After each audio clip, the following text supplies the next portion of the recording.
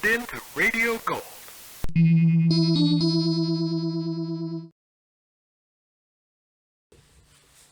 Victor Hugo's Les Misérables is an epic novel of social commentary during a defining era in French history.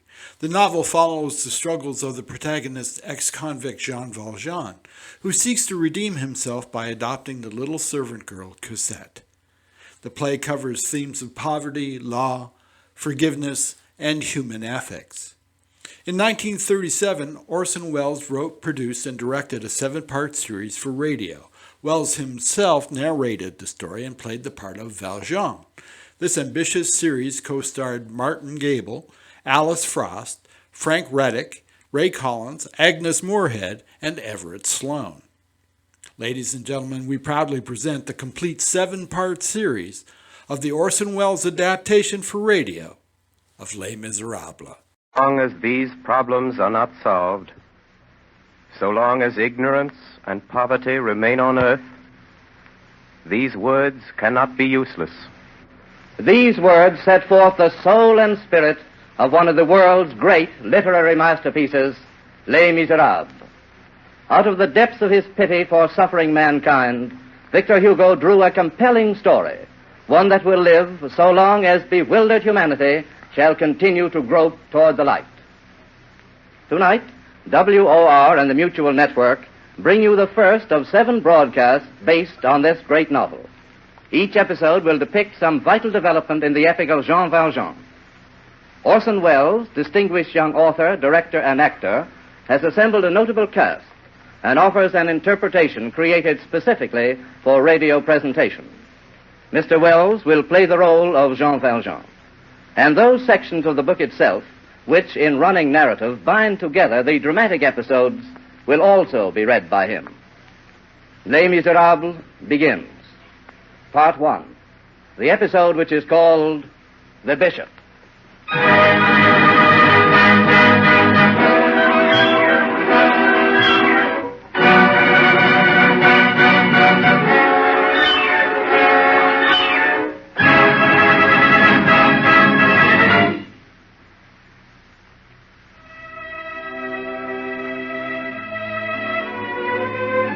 An hour before sundown, on the evening of a day in the beginning of October, 1815, a man traveling on foot was seen entering the little town of D.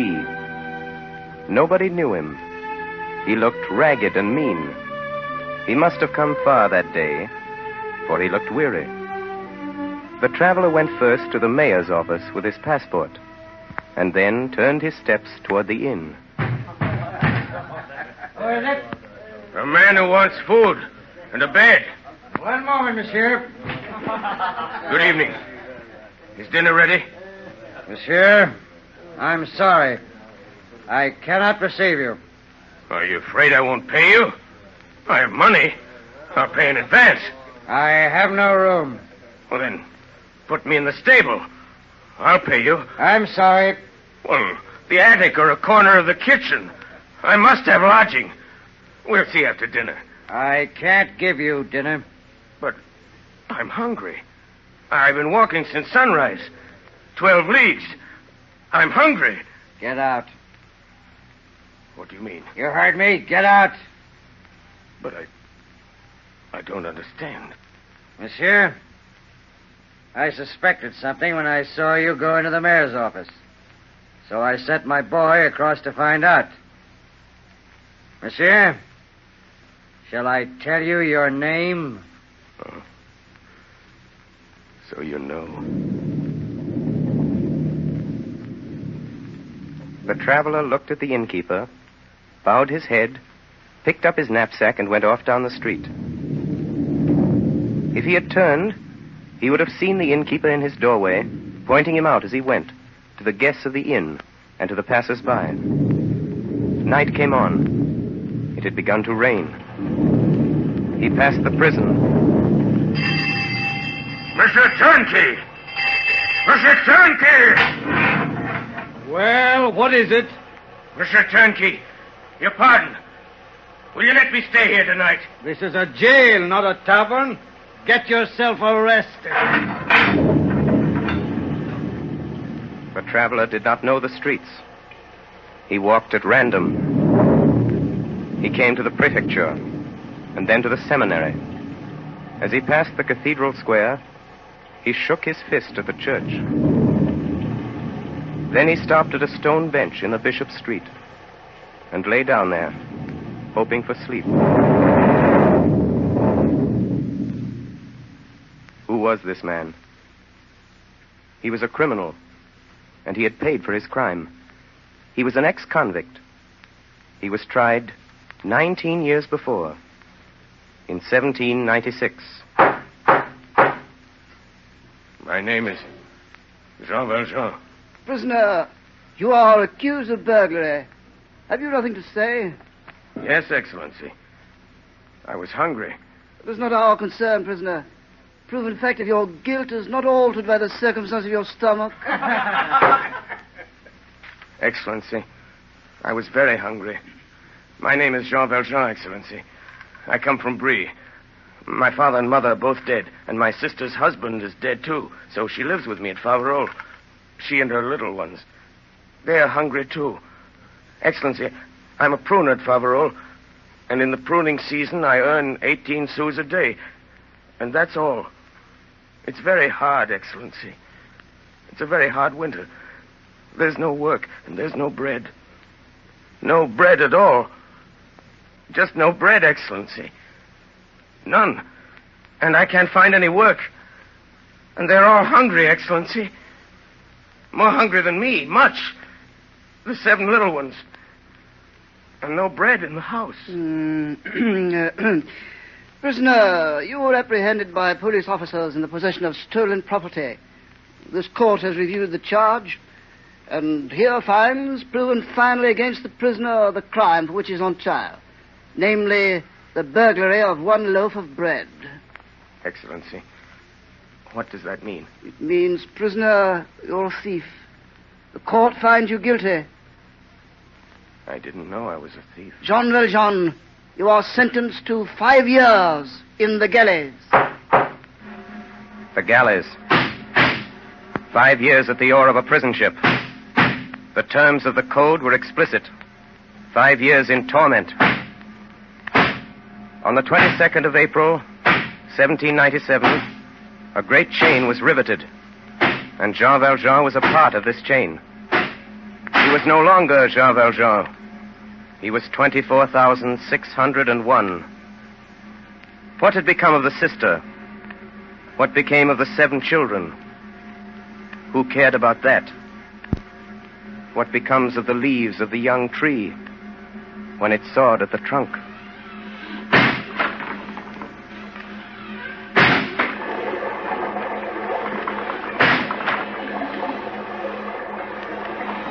And all this time, Jean Valjean talked little, and he never laughed. When he left the galleys, he had not shed a tear for 19 years. 19 long years. For near the end of his 4th year in the prison ship, Jean Valjean escaped. On the evening of the 2nd day, he was retaken. Number 24601, for attempted escape. The prisoner's sentence extended 3 years. 3 years, which made 8. The 6th year. 24599. Here. 24600. Here. 24601. 24601. 24601. 24601 is not present. The prisoner has escaped. Fire the alarm cannon. That night they found him. He resisted the galley guard. Escape and resistance. Under provisions in the special code, the prisoner's sentence extended 5 years. 2 with a double chain. 5 years, which made 13. The 10th year. Attempted escape. The prisoner's sentence extended 3 years. 3 years, which made 16. The 13th year. Attempted escape. Retaken after an absence of 4 hours. The prisoner's sentence extended 3 years. 3 years for 4 hours, which made 19. In October 1815, Jean Valjean was set free. He had entered in 1796 for having taken a loaf of bread. The rain fell heavily, and Jean Valjean was cold on the stone bench. Just then, a woman came out of the church and saw him lying there in the dark. My friend, what are you doing? You see what I'm doing. I'm going to sleep. Why don't you go to the inn? I have no money. You can't pass the night in the rain. Have you knocked at every door? Yes. Have you knocked at that one there? No. Knock there. And she pointed to a little low house on the other side of the square. It was the palace of the bishop.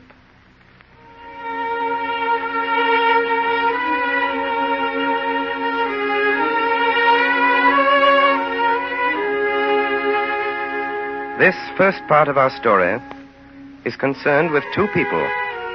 One of them is Jean Valjean, and the other is Charles François Bienvenu Myriel, called Monseigneur Bienvenu, who was the Bishop of D. We must pause to examine this Bishop of D in order to understand what is to follow. One day, he preached this sermon in the cathedral. My very dear brethren, there are in France 346,000 cottages with only one opening, the door. This is because of the tax upon windows. God gives men light, and the law sells it. In the Upper and Lower Alps, they make bread once in 6 months. In the winter, it is so hard, they must cut it with an axe. My brethren, behold how much suffering is around you.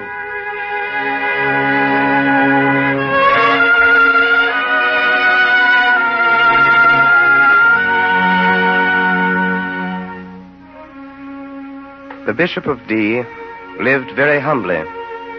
He had no retinue, and there was with him in his house only 2 old ladies, his housekeeper and his sister, Mademoiselle Baptistine. Here is a letter written by his sister to some girlhood companion. December 16th, 1814. My dear Madame, not a day passes that we do not speak of you. I am happy, but the weather is severe, and one must do something for those who lack.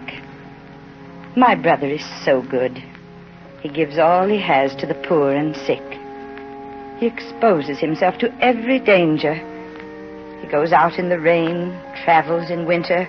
He has no fear of darkness or of dangerous roads, or of those he may meet. Last year, he went up all alone into a district infested with robbers. And when he came back, nothing had happened to him. He said, "See how they have robbed me." And he opened a trunk in which he had the jewels of the Ambra Cathedral, which the robbers had given him. Upon that occasion, I could not help but scold him, taking care only to speak when the carriage had made a noise so that no one could hear us. The housekeeper has had difficulty accustoming herself to what she calls his imprudence. But now that the thing is settled, we pray together, we are afraid together, and we go to sleep. Should Satan come to this house, no one would interfere. But after all, what is there to fear in this house? Farewell. With 1,000 good wishes, Baptistine. It will be seen that the bishop was a good man. He had no systems, but many deeds. When he had money, he visited the poor. When he had none, he visited the rich. So Jean Valjean knocked at his door. The events of that evening, early in October 1815, have often been related by Mademoiselle Baptistine. The bishop had been waiting for his supper. He was standing in the dining room by the fire. In the dining room, there was a door opening on the street.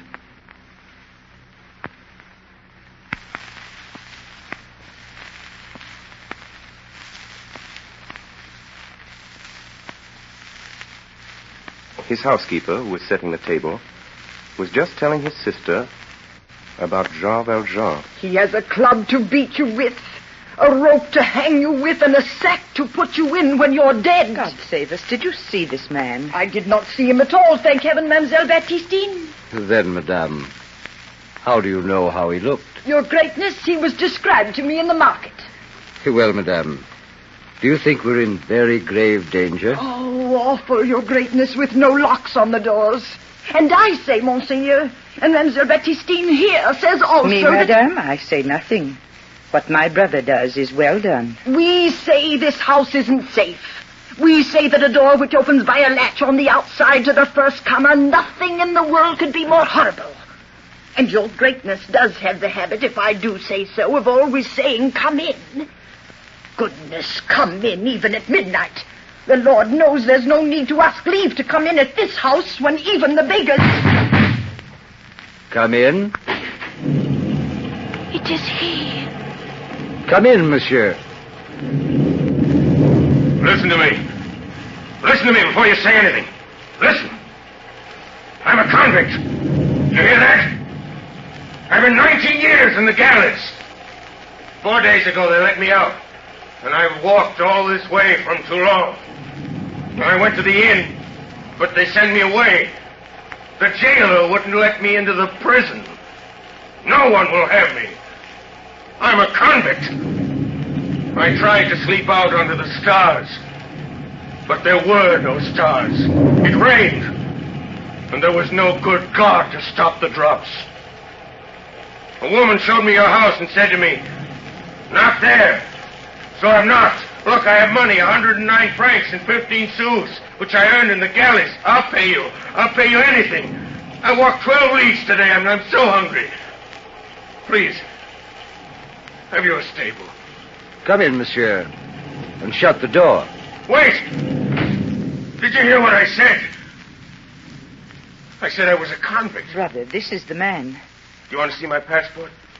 Here it is. My yellow passport. Read it. Very well, monsieur. The bearer is a liberated convict, having been 19 years in the galleys. Original sentence, 5 years. Additional servitude, 14 years. The holder of this passport is a very dangerous man. Oh, Your Greatness, what shall we do? Set another place at the table. But, Your Greatness, Madame, do as my brother says. Put on another plate. Yes, mademoiselle. To me, I can stay. Me? A convict? I thought you'd send me away. So I told you right off who I am. Baptistine, put some sheets on the bed in the alcove. Yes, brother. A bed? You mean I'll have a bed like other people? With sheets and a mattress? It's 19 years since I've slept on a bed. Thank you, Monsieur Innkeeper. I'll pay you all you say. You're a good man. You are an innkeeper, aren't you? No, monsieur. I am a priest who lives here. A priest? Oh, of course, your cap. You're the cure. The cure of the big church. Then you don't want me to pay? No, monsieur. Come nearer the fire. Oh, this lamp is poor. I'll light the candles. I don't understand. I don't understand. You let me, a galley slave, enter your house. You even light your silver candlesticks for me without so much as asking my name. Monsieur, my name is Jean Valjean. Well, this is not my house, Jean Valjean. It is the house of Christ. But besides, why should I ask your name? Before you told me, I knew it. You know it?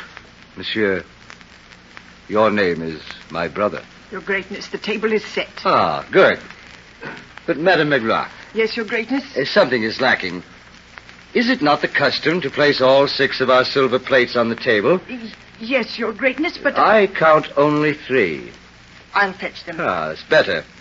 Ah, Baptistine, is that a bottle of wine I see there? Indeed, yes. The fine old mauve for the special occasions. Madame Magloire put it out. Here are the plates, Your Greatness. Oh, thank you, Madame Magloire. I have misjudged you. Come then, to supper. Monsieur Valjean, you sit there by my sister. All this is too good for me. Oh, monsieur, if you knew what this means, after 19 years in the chains. Jean, you have left all that suffering. Remember this. If you leave it with hate and anger, you are worthy of compassion. But if you leave it with goodwill and peace, you are better than any of us. Heavenly Father, we ask thy blessing on this food as we partake of it. May it strengthen us to everlasting life. Amen.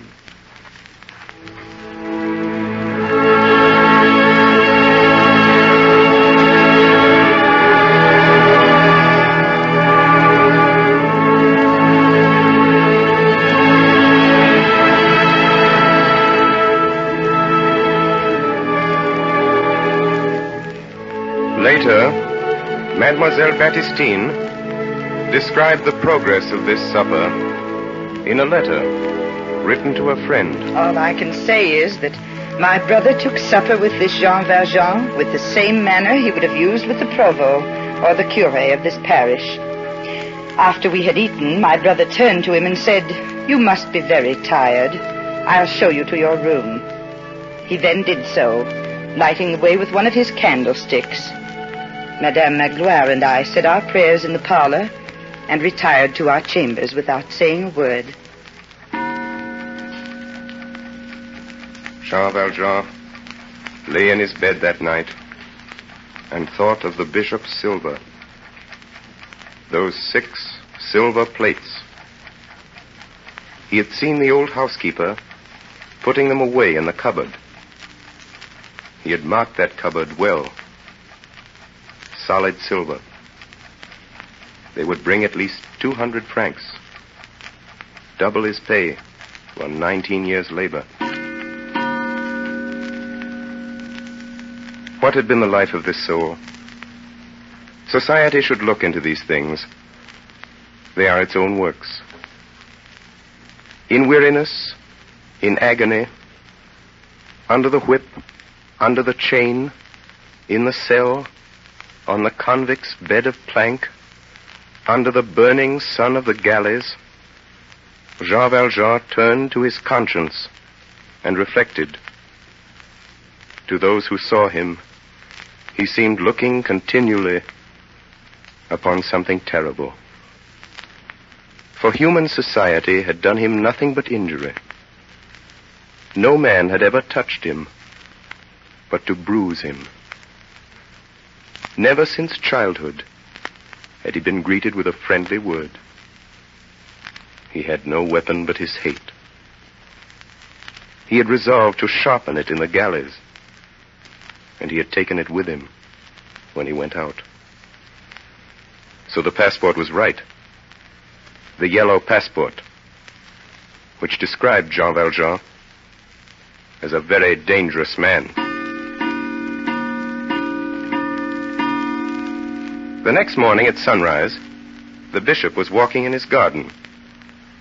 Madame Magloire ran up to him quite beside herself. Monseigneur, Monseigneur, oh, your greatness, it's gone. Yes, madame? Monseigneur, it's all gone. And the man with the beard and the yellow passport. Madame, what is gone? Your greatness's silver. It's been stolen. The 6 lovely plates, your only treasure. Oh, Monseigneur, I was right. I should never have put them on the table. He has stolen them. Well, then, let us consider. Yes, Monseigneur. Firstly, did the silver belong to us? No. No, Monseigneur? No. It belonged to the poor. And now, secondly, who was that man? He was a poor man. I suppose so, your greatness, but he knew silver when he saw it, even if he didn't recognize a bishop from a curé. Oh, Monseigneur, it is not myself I'm thinking of, nor of your sister. I worry on your account. What are you going to eat from? Have we no tin plates? Tin smells. Well, then, iron. But iron has such a bad taste. There are always wooden plates. Oh, as Monseigneur wishes. But what an idea to take that man. Brother, they've caught the man. Oh, thank God. Have they put him in jail? No, they've brought him here with the silver. They're outside the gate now. Brother, the police want you to identify him. Very well. This is terrible. Show them in. Come along now. Too severe. Let's have none of your talk. Please. Silence! Prisoner, take your cap off in the presence of the bishop. Bishop. Good morning, Valjean. You recognize him, Monsignor. That's enough. Here is your silver. Yes. But where are my candlesticks? Here are the stolen plates, Monsignor. Were there candlesticks, too? Oh, yes. Yes, they are of silver, like the rest. Valjean, where are my candlesticks? I didn't take them. Madame Magloire, be kind enough to go in and get them. What, Monseigneur? Go get the candlesticks. But very well, Monseigneur. Monsieur Valjean, I don't think you understood. I gave you the candlesticks as well. What? What do you mean? Monsignor, the prisoner was running off with your plates. And he told you they were given him by an old priest with whom he had lodged the night. And you brought him here. Yes, Monsignor. Then it's true what he told me? I have given him the silver. Then we can let him go? But of course. Here are your candlesticks, but I must say... Madame Magloire, give them to Monsieur Valjean. Yes, Your Greatness. Here. But I... Take them, you fool. But they aren't mine. Monsieur, the plates and the candlesticks are yours. Take them. But never forget that you have promised me to use this silver to become an honest man. I have promised you. Jean Valjean, I have purchased your soul. I withdraw it from the spirit of perversity and give it to Almighty God.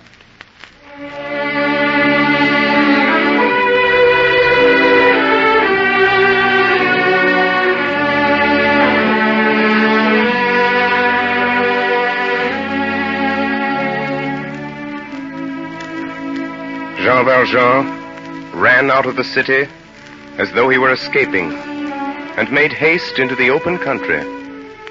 A little gypsy boy passed by and dropped a penny. Jean Valjean put his foot on it and drove the boy away. Then he picked it up and ran after the boy. But he never found him. He found himself. He knew then that he must conquer or be conquered. He saw before him himself as he was, stick in hand, knapsack on his shoulders, the hideous galley slave, Jean Valjean. He beheld himself face to face and saw at the same time a light like a torch, and he knew that this torch was the bishop. Jean Valjean shrank and vanished. The bishop remained. There came to him the bishop's own words. Jean Valjean, you have promised me to become an honest man. I have purchased your soul. Then his heart swelled up in him, and he burst into tears. It was the first time he had wept in 19 years. How long did he weep thus? What did he do after weeping? Where did he go? No one ever knew. Only one thing is certain.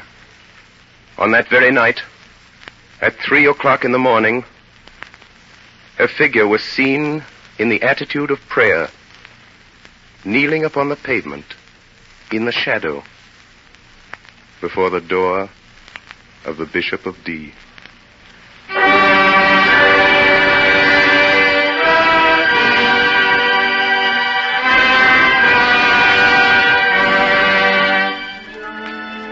WOR and the Mutual Network have presented Part 1, The Bishop, of Victor Hugo's absorbing story, Les Misérables.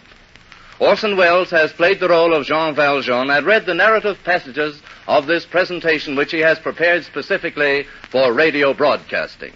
Next Friday evening at 10 o'clock Eastern Daylight Saving Time, we shall present Les Misérables in its second episode, which introduces Javare. This is the coast-to-coast network of the Mutual Broadcasting System. Let's take a short intermission.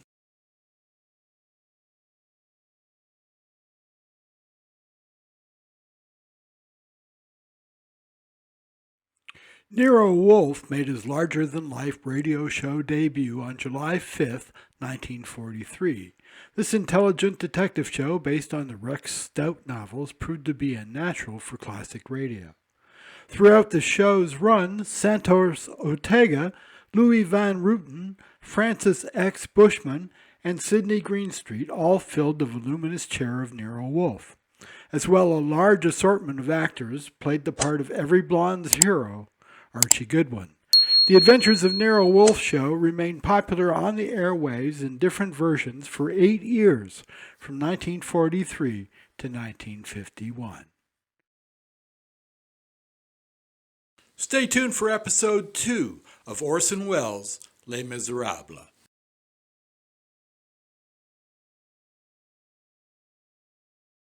As long as these problems are not solved, so long as ignorance and poverty remain on earth, these words cannot be useless.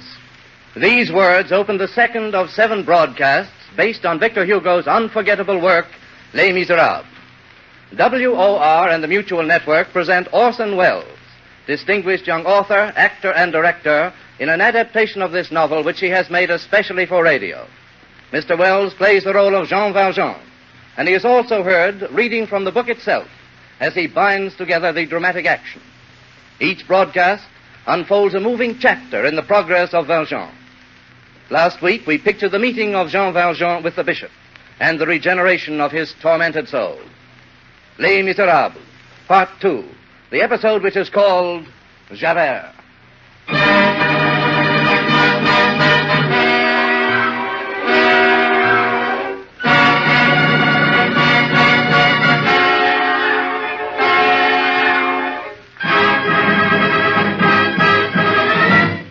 (1817).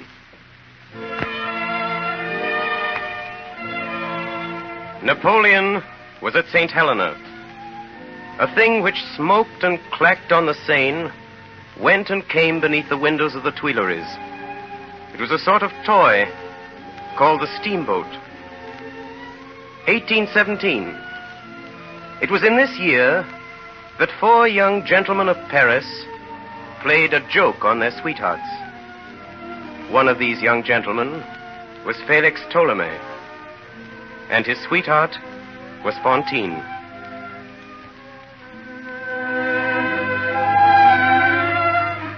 Excuse me, please, ladies. Yes? What is it? It's something your gentleman left for you. But there's no address. See what's written on it, Fantine. It says, "This is the surprise." Oh, what's inside? Just a moment. Sweethearts, at the moment when you read this, 4 mettlesome horses will be bearing us back to our mammas and papas. We are returning to society, to duty, and to order on a full trot at the rate of 3 leagues an hour. Mourn for us rapidly and replace us speedily. Adieu. Signed, Blancheville, Famille Listolet, and Felix Ptolemy. P.S. The dinner is paid for.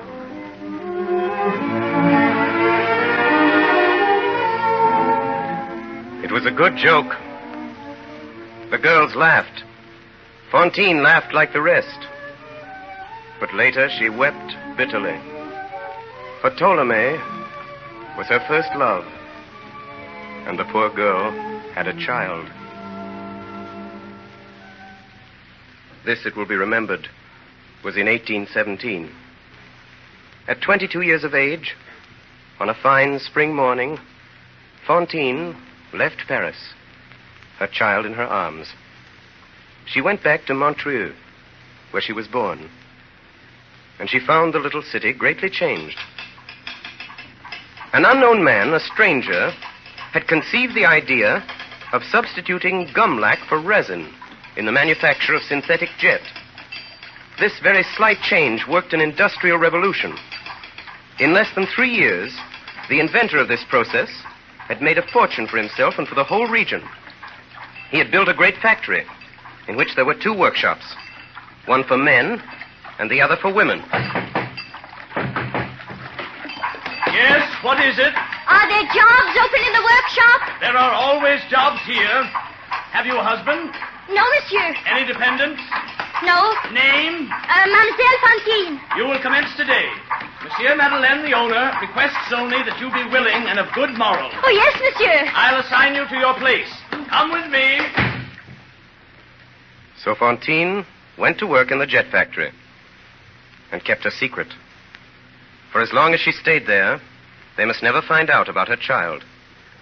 She had left this child in the care of a couple she met on the road to Paris. They were innkeepers, and they were called the Thénardiers. She paid them 57 francs, all that she had, and she trusted them. A letter for you, mademoiselle. Thank you. My dear madame, your little Cosette has outworn her wardrobe.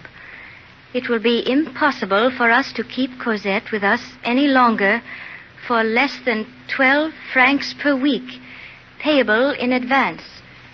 Sincerely, Thénardier. They had pawned the child's wardrobe. Who were these Thénardiers? The woman was a brute, and the man was a blackguard. But Fantine knew nothing of this, and she sent them the money. The child's clothes being gone, they dressed her in rags.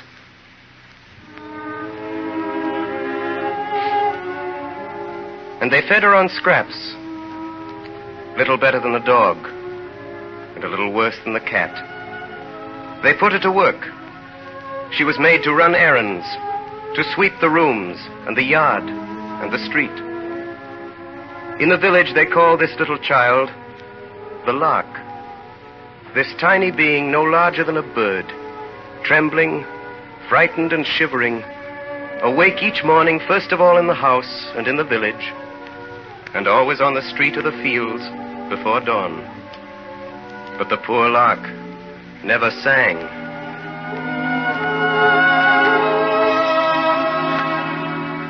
Fantine took a small room and furnished it on the credit of her future labor.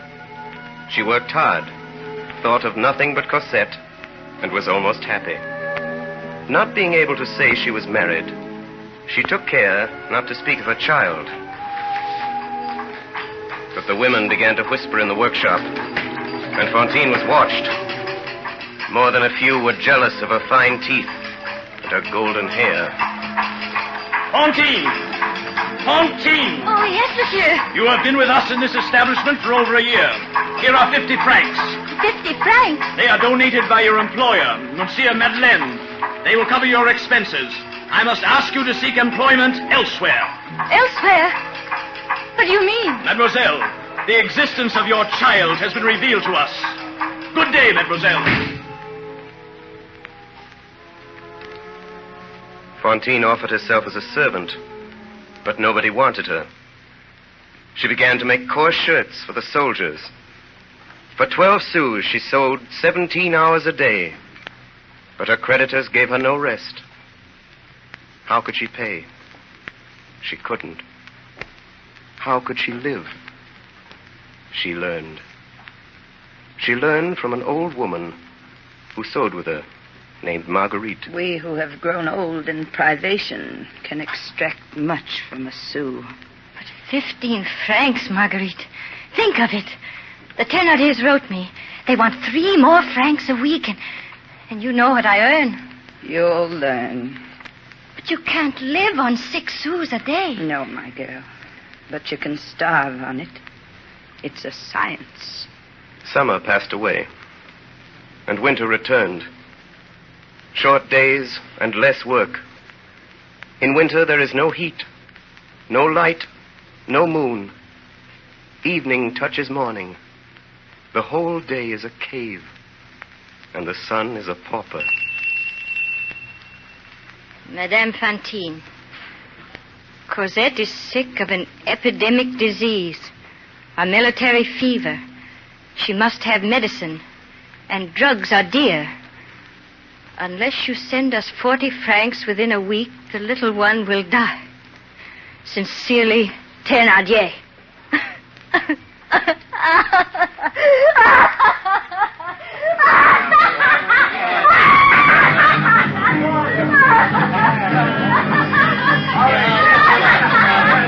Bones and unguents, notions and sense, the secrets of the Orient.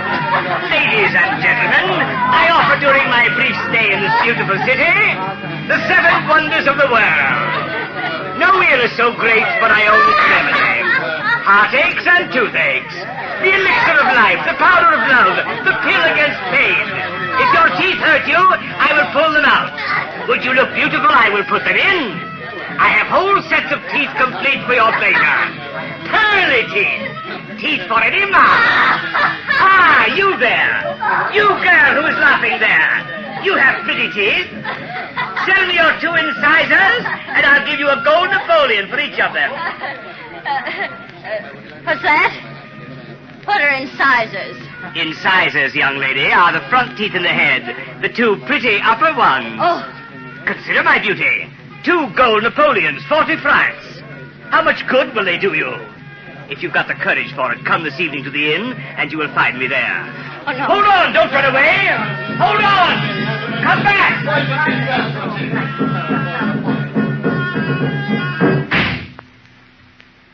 What's happened?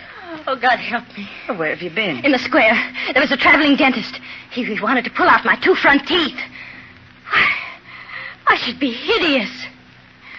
I'd rather throw myself from the 5th story head first to the pavement. He told me he'd wait for me at the inn. What was it he offered you? 2 Napoleons. That's 40 francs. Yes. 40 francs. They shouldn't allow it. Marguerite, what does it mean? A military fever, you know? Why, it's a disease. Does it need many drugs? Terrible drugs. How does it come on you? It comes in a moment. Does it attack children? Do they die of it? He told me to wait for him at the inn. The next morning, when the old woman went into Fantine's chamber before daybreak, for they always worked together and so made 1 candle do for 2, she found Fantine sitting there on the couch. She had not been to bed. Her cap had fallen in her lap. The candle had been left to burn, and it was almost gone.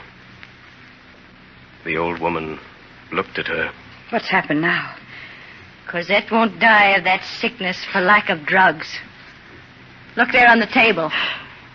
2 gold Napoleons. A fortune. Where'd you get them? I got them. Then Fantine smiled. The dying candle lit up her face. The corners of her mouth were stained with blood. The 2 teeth were gone. Madame Fantine, send us 100 francs, or we will put out your child on the highway. 100 francs. Oh, what can I sell for 100 francs? Come. I shall sell what is left.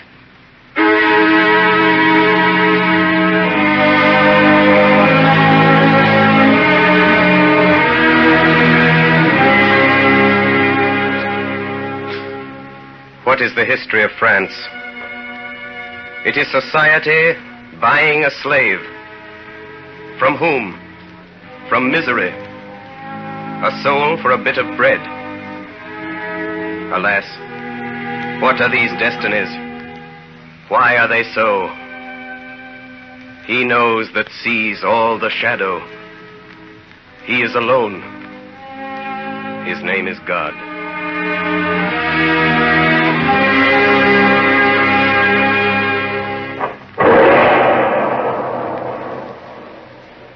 Monsieur Madeleine was well loved in the village. But sometimes, when he passed along the street, calm, affectionate, followed by the benedictions of all, it happened that a tall man, wearing a flat hat and an iron gray coat, and armed with a stout cane, would turn round abruptly and follow him with his eyes until he disappeared. This man was one of the police. His name was Javare. The peasants of Asturias believe that in every litter of wolves there is one dog which is killed by the mother, lest on growing it should devour the others. Give a human face to this dog son of a wolf, and you will have Javare. This man laughed rarely and terribly, and around his nose there was a wrinkle as broad and wild as the muzzle of a fallow deer. His whole person expressed the spy and the informer. Javare was an eye, always fixed upon Madeleine.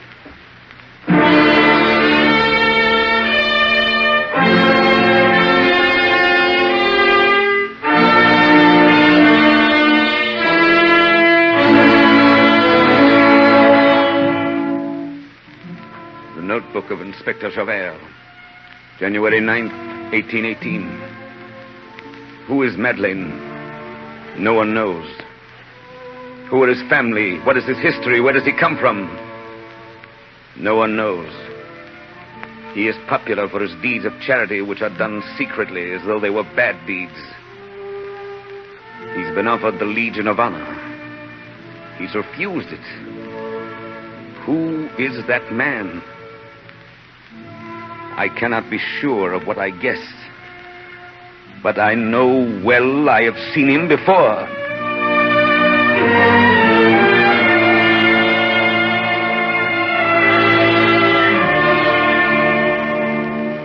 April 10th, 1820. Madeleine is in mourning for a certain Bishop of D. I watch him carefully. His speech is more mannerly, and his accent more refined than it was when I first came to the city. He walks strangely, with one foot dragging. He knows I am watching him.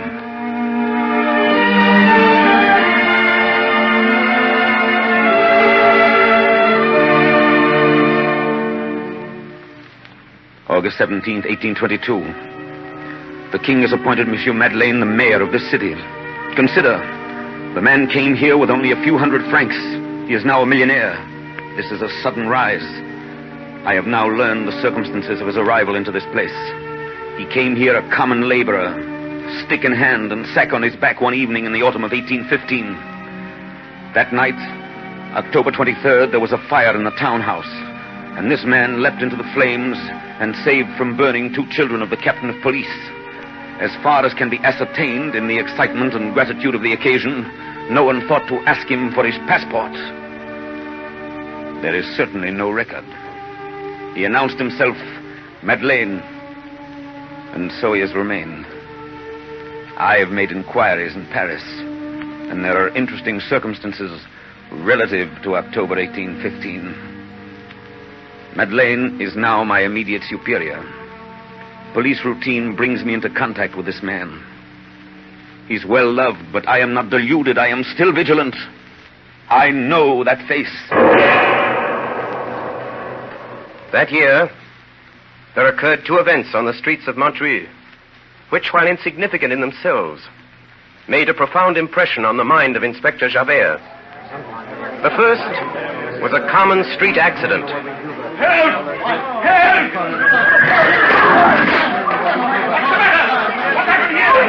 Inspector, can't we do something? Somebody move this! Mercy, before it's too late! One moment, monsieur! How did it happen? The old man, the horse slipped, the car turned over on him. He's bitten under the wheel. It's crushing his ribs. Get a jack! Has anybody a jack? God help me! God help me! Get a jack! They're gone for one. That wagon is sinking lower every minute. It can't be helped, sir. The wheel is killing me. Citizens! Listen to me. There is one chance. There's just room enough for one man to crawl in under that wagon. In half a minute, it'll be too late. Oh! Citizens, there is no time to lose. What can you do? What can you do, Inspector? If a man can get under that wheel, there may be hope for you. If a man can get under that wheel and lift it with his back, we may save you. Is there a man who can do it? Who has faith and courage? 5 louis d'or for the man who will try it. 10 louis d'or. 10 louis d'or. He must be a terrible man who can raise a wagon like that on his back. My ribs are breaking a jack. Anything. Let me by! Let me by! Let me by, citizens. Is he going to do it? Don't do it! Cosette! You'll be killed! Stop him, somebody! Stop him! Monsieur, it is too late. Let me by, Inspector. As you wish, monsieur. No, go away. Don't come under here. It's too late. He's running the guards. Go away. Get out while you can. It's sinking. Get out. It's sinking. He's got there himself. They'll both be killed. Push! Push!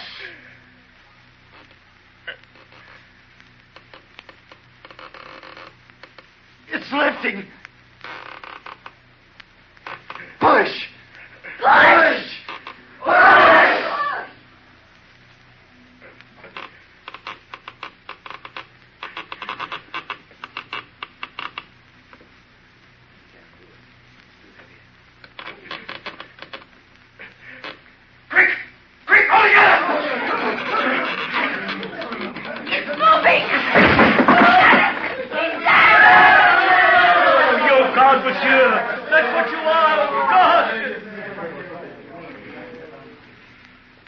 Monsieur, you are a brave man. Thank you, Inspector. In all my life, I have known only one man capable of doing what I have just seen you do. He was a convict in the galleys at Toulon. Good day, Inspector. Good day, Monsieur Madeleine. That was the first incident. The second, to impress Inspector Javare of the police, took place on an evening in January, 5 months later. It was snowing. A woman, a rueful, bedizened spectre, her shoulders bare in a gaudy ballroom dress, stood waiting in the street before the door of the officers' cafe. A well-dressed idler was amusing himself, tormenting this woman. Well, aren't you the ugly one? Oh, sulking tonight. All right, your haughtiness. Turn your back on me. You'll pay for it. A little snow will be good medicine. Down your shoulder blades, like this. The girl, screaming with rage, turned on him and buried her nails in his face, using the most frightful words that ever fell from the off-scouring of a guardhouse. A large crowd formed about them. The man, hatless, defending himself. The woman, kicking and striking, shrieking, toothless, and without hair, livid with anger and hideous. Suddenly, a tall man advanced quickly from the crowd and seized her by her muddy satin waist. Their tormentor stole away. The woman turned pale with horror. She recognized Javare. Stop. Go home, all of you. It is not permitted that crowds form on the streets. Gentlemen, disperse. Young woman, I must take you to prison. Come with me. To prison? Oh, no, monsieur. What is your name? Fantine. I have a good memory. This time it's 6 months. 6 months? 6 months in prison? Oh, no. No, I must earn money. I still owe 100 francs to the Thénardiers. I must ask you not to cause a disturbance. Oh, Monsieur Javert, please. I swear to you by the good God, I was not in the wrong. Have they the right to throw snow down our backs? He said you're ugly. You've no teeth. I know I've no teeth, but I didn't do anything. No, what of his hat in the snow? Well, I did wrong to spoil his hat, but you can't imprison me for that. I must pay 100 francs or they'll turn out my Cosette. She's such a little one they would put out in the highway in the very heart of winter. If she were older, she could earn a living, but she's not yet 6. Come along. I've heard your story. You have 6 months. Oh, mercy, no! You fool! Do I have to drag you? One moment, if you please. Let me help you. Citizen, I warn you, don't obstruct the course of justice. There, mademoiselle. You'll be all right. This is insolence. Who are you? My name is Madeleine. The mayor. Your pardon, monsieur. I didn't recognize you in the shadow. The mayor? Madeleine? Is this the famous Madeleine? Take care, woman. Monsieur Javert, think of it. This mayor, he's the cause of it all. He turned me away from his factory on account of some stories they told about me in the workshop. Stories about me, lies. You see how it happens? He did this to me. I'm sorry, monsieur. This will add to her sentence. That's all right, Inspector. Set the woman at liberty. What did you say, monsieur? Set the woman at liberty. At liberty? What? You mean I can go? I'm free? I don't understand. Who said that? It wasn't the mayor. It couldn't be. Was it you, Monsieur Javare? You forgiven me? I did stamp on the gentleman's hat, but he spoiled my whole dress in the snow. We women, we have only one dress for the evening. Mademoiselle, how much did you say that you owed? I said nothing to you. You came here to scare me. I'm not scared of you. I'm scared of Javare. Oh, good, Monsieur Javare. You're just. I won't do it again. They can do anything they like to me, but I won't stir. Only tonight it hurt me. I'm not very well. I cough. There's something in my chest that burns. Hey, stop. Hey, give me your hand. Now, don't be afraid to feel how hot it is. Let go, woman. You're drunk. Officers! The inspector says you must release me. I'm going. Sergeant, detain this woman. Who told you to let her go? I did, Inspector. Your Honor, that cannot be done. And why not? This woman has insulted a citizen. I have learned the circumstances. It was the citizen who did wrong. She has also insulted the mayor. I can do what I please about that. Your pardon, monsieur, but you cannot. The insult does not rest with you. It rests with justice. Inspector, the highest justice is conscience.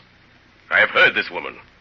Content yourself with obeying. I obey my duty, monsieur. I am sorry to resist the matter you speak of belongs to the municipal police. But, monsieur... I refer you, if necessary, to Article 81 of the law of December 19th, 1799, on the subject of legal imprisonment. You're well acquainted with the criminal code, monsieur, but if you will permit... You may go, Inspector. However, monsieur...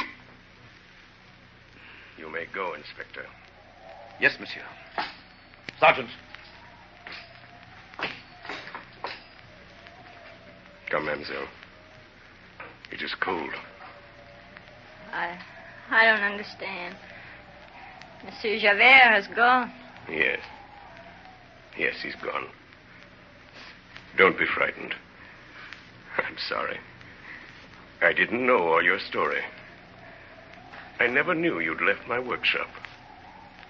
I'll make it up to you now. Make it up to me? Yes, Fantine. And don't cry. I'll take care of your debts. But my daughter, my Cosette. You shall go to her, and she shall come to live with you. You mean that, Monsieur Madeleine? You swear it? On my word of honor. Oh, Monsieur. I am not a bad woman. Listen to me, Fantine. If all you say is true, and I do not doubt it, you have never ceased to be virtuous and holy before God. That same night, Javare wrote a letter to the Prefet of Police, Paris. Monsieur, I wish to report that suspicions long entertained by me have at last been confirmed. A certain face has always been familiar to me.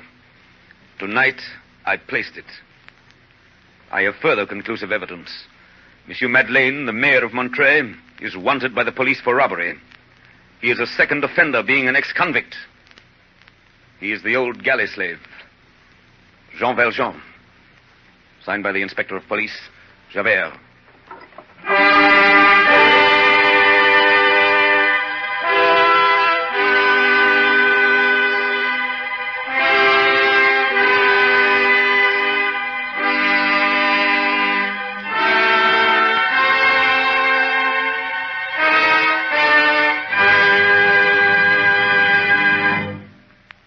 WOR and the Mutual Network have presented Part 2 of Victor Hugo's compelling novel, Les Misérables, the episode which introduced Javare. Orson Welles played the role of Jean Valjean and also read the narrative passages of the presentation which he has created especially for radio. Assisting Mr. Welles tonight were Martin Gabel as Javare, Agnes Moorehead, Ray Collins, Betty Gard, Hiram Sherman, Alice Frost, and others. Next Friday evening at 10 o'clock, Eastern Daylight Saving Time, we shall present Les Misérables in its third phase, the episode which portrays the death of Fantine and the capture of Jean Valjean.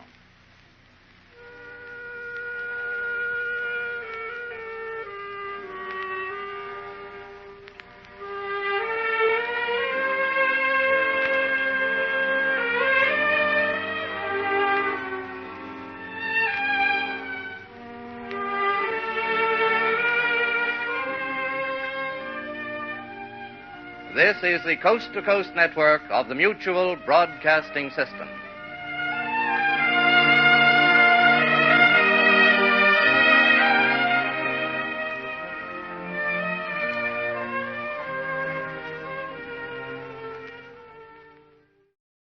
Now it's time to go to our channel and find the remaining episodes to Orson Welles' Les Misérables. Radio Gold is a 3 Nines Fine radio production. See you next time.